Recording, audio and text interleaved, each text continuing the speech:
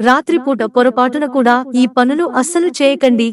హిందూ శాస్త్ర ప్రకారం రాత్రి సమయంలో, పొద్దున సమయంలో, మధ్యాహ్న సమయంలో కొన్ని రకాల పనులు చేయడం నిషిద్ధం.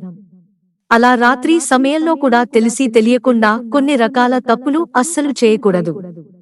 మరి రాత్రి సమయంలో ఇలాంటి తప్పులు చేయకూడదో, ఒకవేళ చేస్తే ఏం జరుగుతుందో ఇప్పుడు మనం తెలుసుకుందాం. చాలా మంది రాత్రిపూట ఊడ్చుతారు. కాని ఇది వాస్తు ప్రకారం మంచిది కాదు. శాస్త్రాల ప్రకారం చీపురును లక్ష్మీదేవిగా భావిస్తారు. అందుకే రాత్రిపూట ఊడ్చుస్తే మంచిది కాదట. మంచం మీద ఆహారం తినడం, చాలా మంది మంచం మీద ఆహారం తింటారు. కాని ఇది మంచిది కాదు. మంచం మీద ఆహారం తినడం వాస్తు శాస్త్రంలో నిషిద్ధం. ఇది వాస్తు దోషాలను సృష్టిస్తుందట. ఇది కుటుంబం ఆనందం, శాంతిని ప్రభావితం చేస్తుందట. బట్టలు ఉతకడం, కొంతమంది రాత్రి పూట బట్టలు ఉతకుతారు. వాస్తు శాస్త్రం ప్రకారం రాత్రిపూట బట్టలు ఉతకడం మానుకోవాలి. ఇలా చేయడం వల్ల ఇంట్లో అశాంతి నెలకొంటుందట.